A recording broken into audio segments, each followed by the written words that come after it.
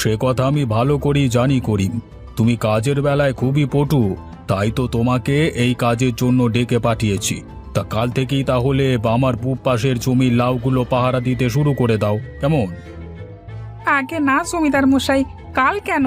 আমি আজ থেকেই আপনার ওই লাউয়ের জমিটা পাহারা দেওয়া শুরু করে দিচ্ছি। আপনি নিশ্চিন্তে থাকুন। এখন থেকে দেখবেন এরপর থেকে আর একটা লাউ চুরি হবে না।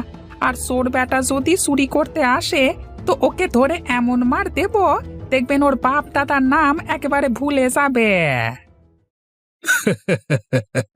সে কথা আমি ভালো করেই জানি। তাহলে তুমি এবার এসো, বুঝলে?